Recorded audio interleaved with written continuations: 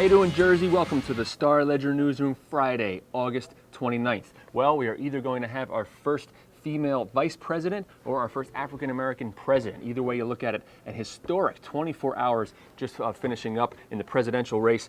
Just about an hour ago, Republican nominee John McCain announced he has chosen Alaska Governor Sarah Palin to be his running mate. Now, this comes the morning after Democratic nominee Barack Obama gave a historic speech, accepted the nomination, became the first African-American to lead a major party here in the United States. Across New Jersey, a lot of Obama supporters met and gathered in homes and churches to watch this historic event last night. We caught up with the Jones family of Denville as they witnessed history. Let me express my thanks to the historic slate of candidates who accompanied me on this journey, and especially the one who traveled the farthest, a champion for working Americans and an inspiration to my daughters and yours, Hillary Rodham Clinton. I wanted to honor my ancestors for all of the sacrifices that they've made, and that the fact that we now have an African American that has a chance to be the President of the United States is the best thing that could have happened. The case for change as only he could make it.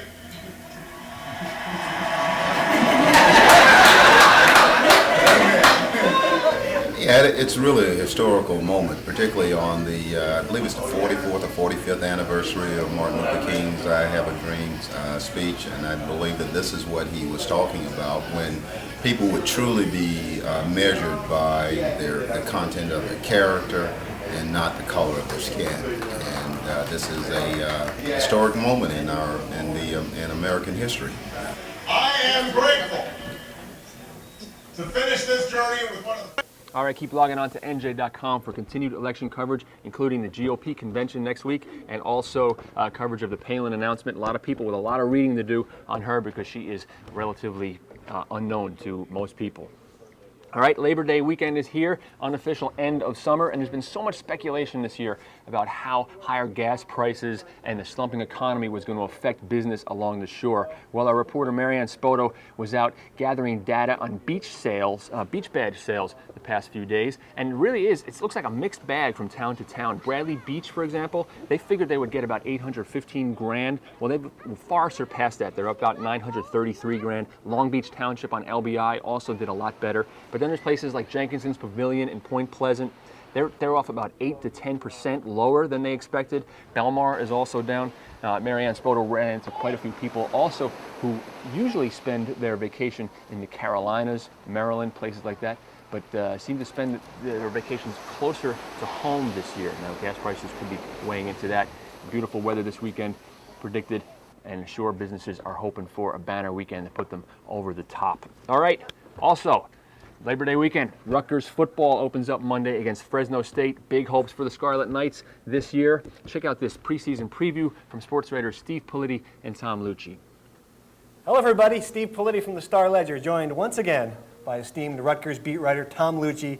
Start of a new season, Tom. I mean, here we go. Rutgers football. Yeah, it's been an interesting 3 weeks. Mine were spent in Piscataway. I know yours were spent in Beijing the past 3 weeks, but the thing I was curious about, I heard there's 1 billion Chinese who don't care who wins the Rutgers starting tailback job. I've talked to a few of them. There's a little bit of a language gap, but I think they are concerned about replacing Ray Rice. I know I am. That's been the ongoing issue at camp, and as well as the offensive line. So I'm not sure that either one's resolved. We'll find out against Fresno. Right. Well, let's start with Fresno State. What's your pick for this one?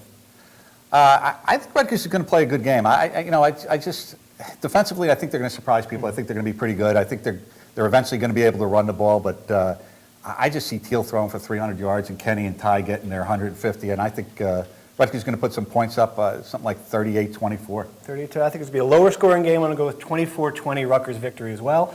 And let's pick the season while we're here. I think an 8 to 9 win season is reasonable. I don't think that's unreasonable. Mm-hmm. Well, I think we're going to win the Big East this year. I'm going out on a limb. I'm picking Rutgers to win the Big East. Gregory Shannon has now recruited 3 straight years of top-notch talent. You got to figure that he'll be able to fill the holes of the players that they've lost over the last couple of years. We'll find out starting on Monday afternoon, ESPN game against Fresno State.